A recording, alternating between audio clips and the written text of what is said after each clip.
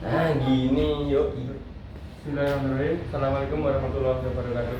Waalaikumsalam warahmatullahi wabarakatuh. Perkenalkan, nama saya Ibrahim Profi Alisandro dari Sains Data 23G.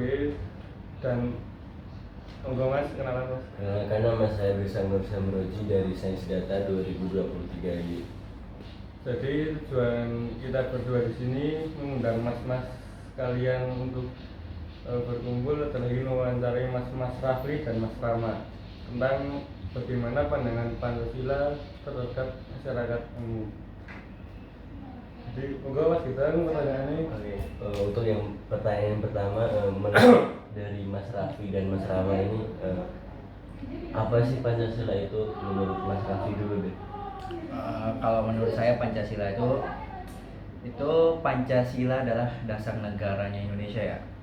Karena yang kita tahu Pancasila itu sudah ada ketika membuat Indonesia itu. Nah, jadinya ketika Pancasila itu dia misalnya kita mau ganti Pancasila itu sebagai yang lain, itu bakal susah sih. Soalnya itu sudah sebagai dasar negara banget gitu. Kalau kayak misalkan akar dalam pohon gitu, kalau akarnya udah putus, berarti dia gak bakal hidup. Bakal jadinya kalau Indonesia tanpa Pancasila itu bakal ambruk. Jadi gitu. Menurut Mas Rama? Menurut saya Gimana menurut pendapat Mas Rama ini? Kalau menurut saya Pancasila adalah sebagai dasar negara Indonesia untuk menjadi dasar negara yang mengikat semua warga negara Indonesia tanpa memandang suku, agama, ras dan golongan. Gitu. Mas Andrew banyak pertanyaan. Untuk saya nomor 2 yaitu tentang seberapa penting Pancasila jika diterapkan pada kehidupan sehari-hari. Sehari-hari. Oh, oke.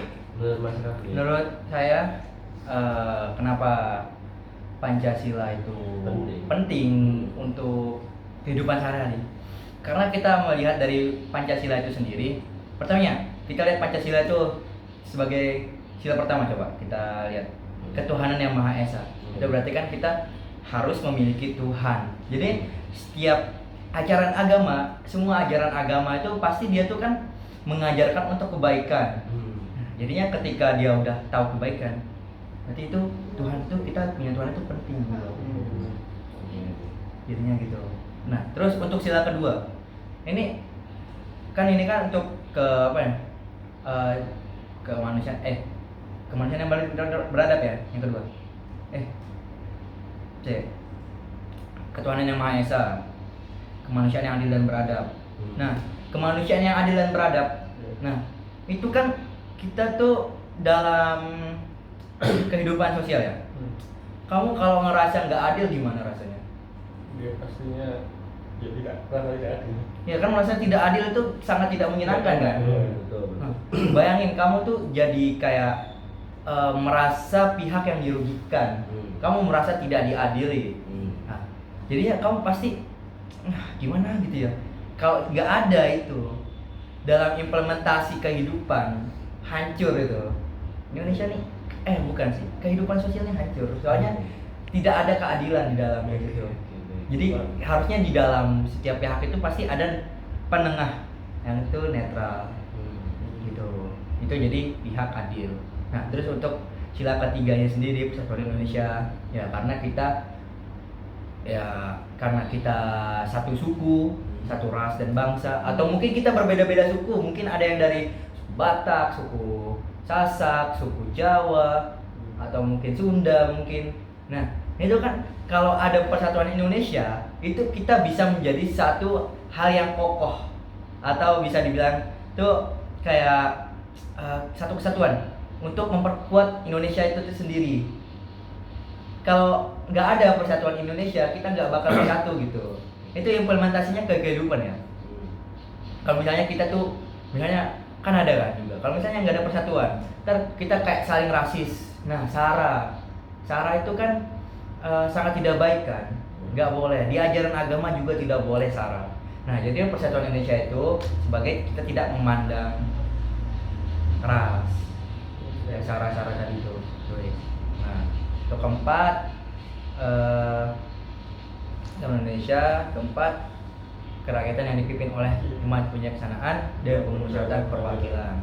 Nah, untuk yang keempatnya sendiri itu pemimpin kan? Pemimpin. Kita harus memilih pemimpin yang bisa melider kita. Sama kayak misalnya di implementasinya ke kehidupan.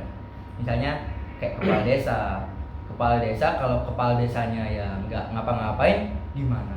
Orang-orangnya ntar kalau misalnya ada jalan rusak misalnya, kepala desanya nggak mau benerin, gimana coba? Nggak tahu kan? Ya pasti. Misalnya nggak becus nih kepala desanya. Ini salah sorry. Kepala desanya nggak becus, itu nggak bisa misalnya keluhan masyarakat itu dia tuh nggak diimplementasikan ke dalam sebuah proker. Nah, jadinya ya gimana ya? Suatu pemimpin itu menentukan kualitas di desa tersebut. Nah, gitu. Jadi pemimpin itu perlu ya cari pemimpin, apalagi besok pemilihan presiden kita juga harus menentukan gitu. Nah, terus habis itu yang kelima, keadilan sosial. Ya seperti tadi itu keadilan sosial, karena kita tuh harus menyamaratakan gitu. Udah, sekian itu aja sih. Kalau untuk Mas Rahman, ini kan Pancasila ini diperuntukkan untuk siapa? Apakah seluruh masyarakat Indonesia atau hanya orang-orang yang merasa dirinya orang Indonesia? Pancasila diperuntukkan untuk seluruh warga Indonesia, untuk menjadi dasar, karena Pancasila sebagai dasar negara yang mengikat semua warga Indonesia. Dan itu juga Pancasila untuk mengarahkan dekat ya.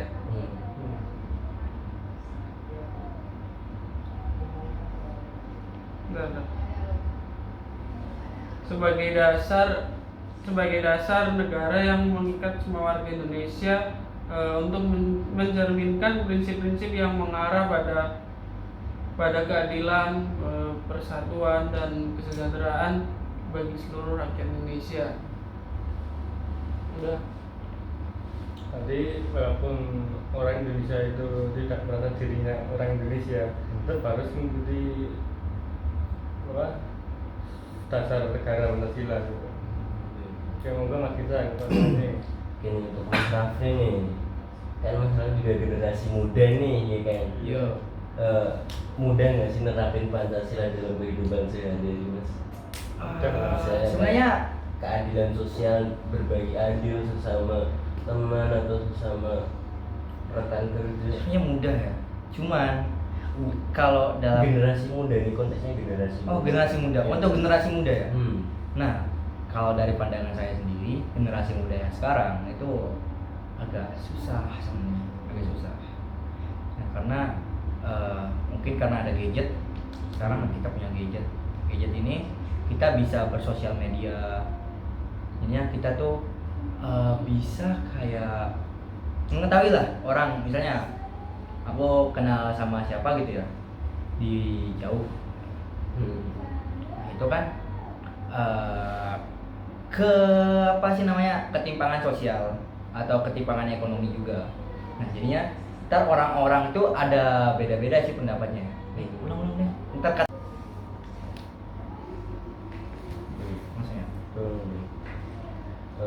Untuk Mas Raffi nih, susah nggak sih menerapkan Pancasila ini dalam kehidupan sehari-hari, khususnya untuk generasi muda zaman sekarang? Sebenarnya penerapannya dalam kehidupan sehari-hari itu sebenarnya mudah sih. Cuman buat nyampein apa yang terkandung makna dari Pancasila itu yang susah sebenarnya. Jadinya kan kita belum tentu tahu kan ya makna dari ketuhanan yang Maha Esa itu gimana gitu. konteksnya kayak gimana. Dari Pancasila tersebut kita belum tahu gitu. Untuk anaknya yang mungkin belum tahu gitu ya. Nah, jadinya ya udah, ya kita tahu gitu. Kita tahu Pancasila itu kita udah diajarin dari SD. Pancasila tuh gini. Tapi penerapannya gimana? Kita nggak tahu kan. Itu makanya kita tuh sebenarnya harusnya ya belajar penerapannya dari kita pelajarin karena kita sudah belajar PKN. PKN itu kan menjelaskan lebih detail tentang makna Pancasila gitu. Nah, tapi juga untuk generasi muda sekarang yang paling berpengaruh itu sebenarnya ini HP ini sebenarnya. Kenapa HP? Karena orang-orang sekarang siapapun yang punya HP itu sekarang mudah termakan hoax ya. Jadinya ketika ada berita terbaru atau apa gitu, itu belum diolah benar-benar, itu masih mentah kan, itu kita nggak tahu sumbernya siapa gitu. Padahal sebenarnya nggak boleh kan hoax itu kayak gimana, hoax itu karena itu bakal mempengaruhi hoax itu bakal mempengaruhi bisa jadi perpecahan juga. Ya, bisa jadi perpecahan ya. Ntar ada pihak yang dirugikan pastinya di hoax itu. Nah itu kenapa ini sangat mempengaruhi generasi muda? Karena gimana ya? Karena untuk penerapannya sendiri kan keadilan sosial kan. Nah, kalau hoax aja itu memberatkan satu sisi ya gimana? Kita nggak bisa ngapa-ngapain. Yang kita tahu kan harusnya mencari dasar sumbernya kan. Itu jadinya itu memiliki pemikiran analitis itu lebih penting sih sebenarnya. Ya, sekarang nih ya kan tadi gara-gara gadget kan. Iya. Nah, menurut Mas Raffi ini gimana sih peran pemerintah biar ngatasin masalah yang disebutkan Mas Raffi gara-gara gadget nih? Oh ya, karena anak muda sekarang sampai lupa sama Pancasila gimana? Iya, peran pemerintah. Oh iya. Upaya apa yang dapat dilakukan Upayanya menurut Mas Raffi? Kayaknya sih lebih ke sih kayaknya. Untuk menyiapkan gimana ya? Ya untuk generasi sekarang lah ya.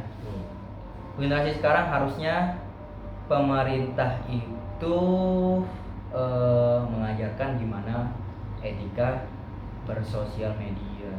Itu paling penting. Soalnya sekarang banyak rame juga gitu. Di bersosial media itu banyak etika yang jelek. Ya kamu bisa rasis di sana, kamu bisa walaupun sekarang ada UU ITE, cuman kurang aja gitu.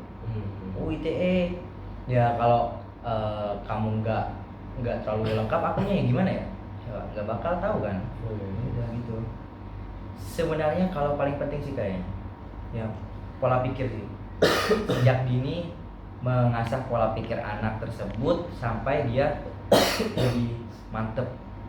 Sama juga jangan kasih gadget aja sih pas masih kecil. Nah itu berarti dari orang tuanya berarti. Baik, Mas Andrew dilanjut. Alihkan pertanyaan masyarakat. Kan gadget ini kan sekarang walaupun ada dampak negatif, ternyata ada positif itu. Iya. Dia tadi bilang anak kecil nggak boleh megang gadget. Iya. Memang benar. Dan tanggalnya beri kesehatan.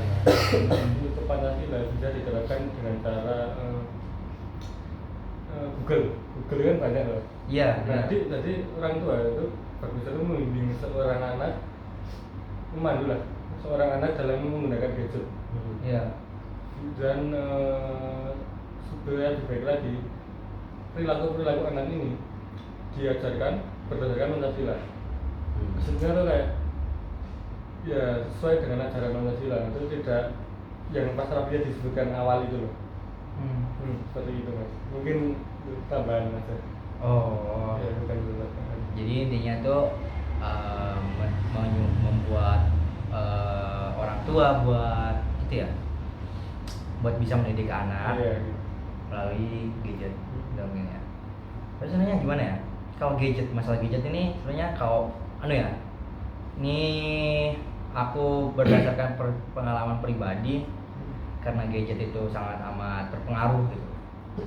Dari misalnya ini anaknya dulu sebelum dia kenal gadget, anaknya tuh rajin gitu.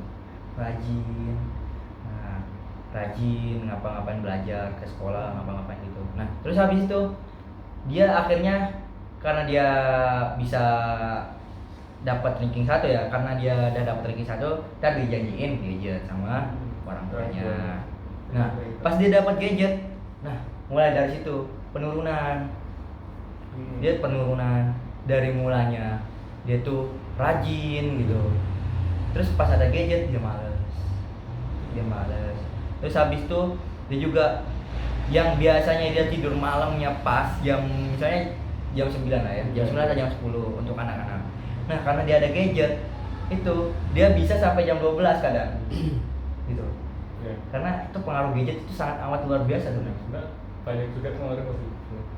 Iya, tapi dalam konteks anak-anak, biasanya anak-anak itu pasti bakal seneng-seneng aja, pasti main game atau apapun. Ya, justru. Pasti dia nggak kepikiran gitu, oh aku mau belajar, nggak mungkin. Yuk, Iya. bentar, Kontrol aku dari orang tua. tapi ada, kita tanyain dibatasi dulu. untuk menggunakan Lah gadget. iya, tapi gini, bentar. Bukan nggak ada gadget nggak bisa buka Google, ChatGPT, Lex AI lain itu kan sangat penting untuk Nah, sekarang. tapi masalahnya ini konteksnya ini anaknya itu masih umur 12 tahun ke bawah. Ya, nggak masalah. Mas selagi masih dikontrol orang tua itu tidak masalah. Oh iya, tapi itu tergantung dari kontrol orang tua sih. Itu tergantung dari pemikiran orang tuanya. Dari sebenarnya yang penting itu sih caranya dia memanage orang tua itu memanage anaknya. Dia bermain HP sampai kapan? Mungkin Nah. boleh kamu main HP berapa? 2 jam mungkin sehari, Itulah pentingnya. 3 jam sehari gitu. Nah, kayak gitu. Kayak itu. Monggo dilanjut pertanyaan tentang Pancasila ya. Oke. Oke.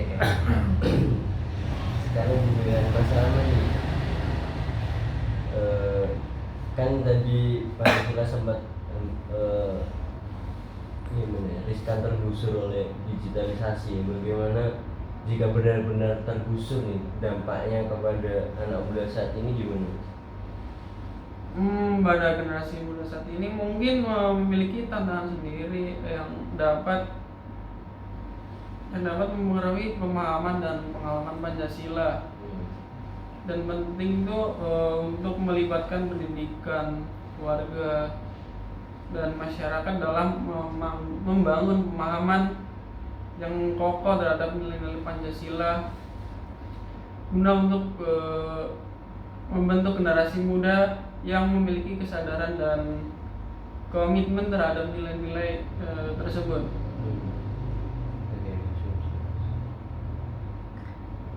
Sekarang dari Mas Rafli nih, menurut pendapat Mas Rafli sendiri nih, bagaimana caranya agar Pancasila ini tetap jadi pedoman nih, Mas? Tetap jadi pegangan untuk anak muda sekarang, nggak ganti pegangan, tetap Pancasila nih pegangan anak-anak muda sekarang nih, gimana? Tambahan, Mas. Soalnya kan di mana sekarang ini kan apa ya? Namanya daerah luar negeri ya, banyak sekali budaya-budaya luar negeri yang masuk. Dan anak-anak zaman sekarang itu malah bisa tarik kayak lebih suka ke Jepang, Korea. Malah kadang budaya-budaya dari kita sendiri kayak misal gamelan, terus batik, wayang itu malah Bahkan ini nyerempet agama gitu. Iya. Sebenarnya kan budaya Arab dan Indonesia kan beda. Iya. Contohnya nih, di Arab kita pakai turban, pakai gamis itu sudah ada budaya Arab, bukan budaya Indonesia. Iya. Nah, misalnya orang-orang Indonesia yang mungkin dalam tanda kutip sok Islam itu suka sekali menggunakan budaya-budaya Arab itu sebagai orang Islam harus gini. Padahal sebenarnya orang Islam itu ada ketentuan loh. Kayak yang penting untuk aurat dan sebagainya, nggak ada ketentuan harus pakai baju-baju ini karena itu adalah kebudayaan orang Arab. Iya. Orang Indonesia suka sekali kayak membanggakan budaya tersebut sebagai berkedok Islam dulu, sebagai orang Islam. Padahal itu adalah budaya Arab. Yang gimana sih supaya Untuk- mereka pedoman Untuk budaya Arab tersebut ya. agar Ini budaya diri sendiri nggak dilupakan dan nggak tergusur oleh budaya-budaya luar. sebenarnya Dan kalau Pancasila dalam mengatasi hal tersebut. Oke. Sebenarnya kalau dari sisi sisi Islam ya, karena dia Islam ya kayak tadi dibilang soal Islam gitu ya. Besok Islam ya, bukan yang benar-benar paham tentang Islam. Ya. Nah, sebenarnya kan mungkin mengikuti sunnah Nabi ya. Sunnah Nabi itu kan berjubah, sorban itu sunnah Nabi. Jadinya kita bukan bilang soal Islam, cuman dia mengikuti sunnah Nabi. Itu harus pikiran yang harus kita ubah dulu. Jangan bilang soal Islam, tapi mengikuti sunnah Nabi. Nah, untuk mencintai, oh itu kan karena ntar takut tergusur kan budaya kita kan. Nah, jadi sebenarnya itu peran dalam pemerintah. Dan peran pemerintah pasti pemerintah ini bakal edukasi. Ini harusnya kita tuh mengedukasi generasi muda yang bakal menjadi orang tua, itu bakal bisa mengedukasi anaknya supaya dia mencintai bangsa ini. Nah sebenarnya tapi kan karena kita udah namanya era globalisasi kan, nah itu pasti bakal susah kan. Nah itu udah yang masuk dan jadinya mungkin kedepannya pemerintah harus membuat program itu supaya mengedukasi anak-anak. Supaya tidak melupakan budaya. Iya, untuk mencintai budaya sendiri gimana gitu. Terus kalau pemerintah biar anak-anak muda cinta sama budaya sendiri gimana nih upayanya? Ya ada peran pemerintah nggak dalam bisa? Iya, ada sangat berperan. Mungkin dari pendanaan, dari event-event atau apa gitu, atau mungkin dari pas TK. Kan TK kan ada yang TK ada yang enggak kan? Nah, kalau misalnya yang dari TK itu kita ajarkan sesuatu tentang nilai-nilai Indonesia, dia jadinya kayak bangga gitu. Aku orang Indonesia loh gitu. Aku punya misalnya, aku pengen ke sini gitu. Aku pengen ke misalnya ke Lombok ngapain gitu. Nah, itu kan udah cinta sama cinta sama negara sendiri. Nah, itu udah kecintaan ke ini, apa sih namanya? Cintaan kepada budaya sendiri. Nah, terus pasti dia kesana. Pasti dia juga pengen tahu tentang apa sih orang-orang sana adanya gimana. Ntar itu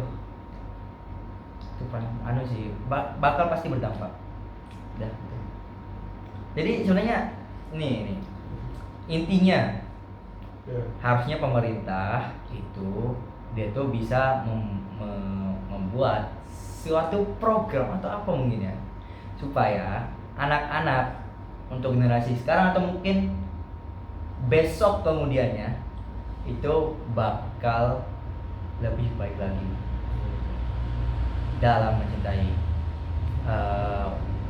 Indonesia tersebut itu. Nah, tapi mungkin ya karena masyarakat Indonesia ini banyak banget kan, nah jadinya pasti nggak merata dong. Nah itu yang diusahakan oleh pemerintah sekarang gitu. Ini upayanya itu. Atau campur. Iya, jadi saking gula ini nonton kita kenal mengenai Indonesia aja ya, Indonesia. Ada pertanyaan mengenai itu hilangnya moral. Hilangnya moral. Moral anak muda zaman sekarang loh. Yang tadi disinggung beberapa kali tadi. Yep.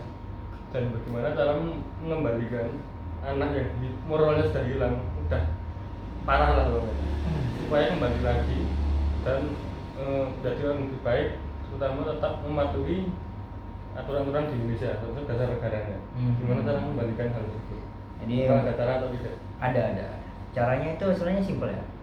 Kalau dia mungkin ya moral ya, masalah moral. Kan di agama diajarkan itu untuk orangnya bermoral. Nah, jadinya pasti itu agamanya itu jelek. Pasti dia nggak mengenal Tuhannya. Ya udah, kamu masukin aja pondok atau apa gitu tentang agamanya. Iya. Kalau dia udah paham agama, dia pasti bermoral. Gak mungkin dia nggak bermoral. Dia pelajari tentang agamanya, pasti dia bakal berubah dengan sendirinya. Tapi ya itu masalahnya itu gimana dia tuh mau. Sebenarnya itu dari peran orang tua juga sih sebenarnya untuk kayak gitu. Nah, oh iya, moral itu juga bisa karena didikan orang tua. hilangnya moral. Mungkin di rumah dia nggak dia tuh nggak diperhatiin atau apa, mungkin dia broken home, kita nggak tahu kan. Iya. Jadinya yang kita bisa lakukan sudah ajak untuk kebaikan gitu. Ini ya, jadi saya mau bertanya tentang penerapan Pancasila di desa dan di kota ini, apa perbedaannya dan gimana sih kalau di desa itu penerapannya. penerapannya? Penerapan Pancasila di pedesaan dapat dilakukan melalui pembangunan gotong royong dan berpartisipasi aktif. Masyarakat dapat menjadi dasar untuk membangun komunitas yang adil, harmonis dan berdaya saing. Kamu? Sama Oh, iya, teman nih Mas ya. Jadi Iya, kalau nggak di masih ada pertanyaan lagi Mas Andro. ini Mas, jadi kan semakin meningkatnya populasi, Iya. Tuh. itu kan makin mudah mengontrol manusia. Ya. Nah, bagaimana nih kalau misalkan kita melakukan pembunuhan massal untuk mengurangi populasi? Enggak gitu. Pancasila, bro. Itu sebenarnya Pancasila bakal tidak mau. Iya. Nah, habis itu juga apa sih namanya? Apa ini? Dari agama nggak mau Pancasila. juga, nggak boleh. Nggak boleh Ya, ini. sebenarnya nggak boleh ya. Iya, sebenarnya nggak boleh. Ya kalau misalkan nih dalam kasus sekarang ini loh, Ya. bagaimana Israel Palestina? Ya. Sebenarnya kita mengirimkan orang ke sana untuk mengurangi populasi. Bukan Mas, itu untuk membantu perdamaian, bukan mengurangi populasi. Mengurangi populasi tetap perdamaian. Oh enggak gitu bro, enggak gitu. Jadi gini bang, jadi gini. Kalau ya gimana? Kalau dalam itu ya mengurangi populasi, sebenarnya bukan konteks seperti itu. Ya dalam itu konteksnya itu kita membantu sesama manusia. Kan itu karena kita udah berbeda. Soalnya kita berbeda, kan, beda negara. Jadi kita tuh jadi dalam konteks manusia, kemanusiaan. Jadi itu bukan tentang kita ngebantai, mengurangi populasi nggak boleh gitu, nggak boleh. Sebenarnya itu dia niatnya membantu rakyat di sana. Jadi gitu. Mengurangi populasi. Itu kamu nih Mas, kamu kan nih Mas. Soalnya memang semakin memperbanyak populasi kan semakin susah. Ya, karena kalau jadi gini, kalau populasi itu ya sebenarnya kalau populasi itu kalau berkualitas itu bagus. Masalah, gitu. Cuman Kalau masalah ya. Apa? Masalah ya. Ngerti dulu lah Mas. Ya oke. Itu sosial media itu jadi expose Mas. Ngomong kayak ngono Mas. Orang-orang kayak gitu sih buat terkenal. Jadi orang nggak jelas terkenal dan orang-orang yang emang berkualitas malah tertutup. Iya. Jadi sebenarnya itu jadi gini. Sebelumnya ya, mungkin di yang kita lihat orang-orang yang tidak berkualitas tersebut mungkin usahanya beda. Iya, beda. Ya, mungkin dia bisa dari orang tuanya, mungkin dia punya kuasa gitu. Iya. Jadi kan. Nah, terus untuk populasi sendiri itu kita sebenarnya bisa kontrol itu kualitas, sebenarnya kita bisa kontrol. Tapi yang paling penting itu kualitas dari guru. Untuk itu kualitas guru harus ditingkatin. Iya. Kalau kualitas gurunya kayak masih ya udah tak kasih PR, terus habis itu ya wes kerjain, Iya. itu kan kurang gitu kan. Jadi ya, sebenarnya kualitas guru itu menentukan banget gitu. Ada juga kan banyak ya kayak anak-anak SD tuh kayak guru ini gak enak kan, kayak udah dari awal tuh gak enak guru kayak gini gitu, gak disukain Karena pengajarnya aja yang kurang berarti ya emang harus guru itu paling ditingkatin untuk mencetak kualitas dari populasi tersebut lebih meningkat gitu. Nah jadi gitu. Iya. Sebenarnya kan sih Mas, masalahnya sebenarnya bukan di populasi juga, pemerataan penduduk. Soalnya di Jawa ya mas, populasi ini paling banyak di Jawa, sedangkan di timur itu masih sepi kan. Bang di Jawa. Jadi masalahnya di itu, penduduk dan pemerataan pembangunan nasional itu. Dan solusinya memang itu masalah pemerintah kan. Ya, Kita pemerintah. Mungkin pemerintah sudah mengusahakan yang terbaik. iya, cuman emang Ya, karena capek. populasi yang banyak jadi susah. Enggak. Kebetulan kan Penerapannya Jawa yang susah. susah. Penerapannya Iya, yang susah. emang. Soalnya kebetulan juga Jawa kan pusat segalanya loh. Iya. Ya, mungkin karena banyak orang ke sini masuk pulau ini, masuk Hmm. Anda ya, dari NTB ya. Tinggi. Oke, jadi untuk itu sendiri untuk pemerataannya. Ini pemerataan itu sebenarnya udah diupayakan. Sebenarnya dari dulu emang itu upayanya itu untuk pemerataan. Uang level. Iya, uang level. Nah itu juga tergantung dari kepemimpinannya. Pimpinan dari anu kan beda-beda. Masing-masing daerah. Ya masing-masing daerah kan punya pemimpin yang beda-beda. Iya. Siapa tahu pas dapat mungkin APBN, siapa tahu kita ambil berapa persen gitu. Nah itu kita nggak tahu kan, karena kita bukan orang pemerintah, jadi ya udah. Ini hanya kayak biasa. Ya kita di sini sebagai orang biasa yang masih melihat ya, karena gimana ya, kalau pemerintah tuh dari segi anunya mungkin dari nyalonnya aja udah habis berapa coba bayangin. Iya.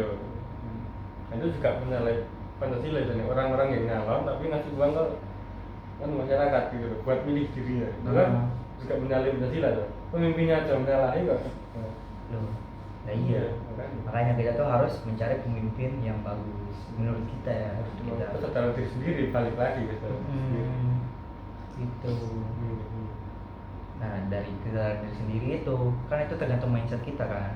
Nah mindset kita itu tergantung dari apa yang kita Didikan nih. dapat, ya didikan kita apa gitu. Kalau didikan kita nggak bagus ya pasti nggak bagus. Udah kita bodo amat, mungkin bodo amat sama ini Indonesia apa gitu, mending budaya barat gitu kan. Gitu. Terus sampun di kula monggo wagisan wonten pertanyaan malih mboten. Sudah cukup mas. Sudah tadi kok. Hmm. Kita closing tutup aja. Iya. Itu sekian ya mas wawancara dari kami berdua. Terima kasih. Wassalamualaikum warahmatullahi wabarakatuh. Waalaikumsalam warahmatullahi wabarakatuh.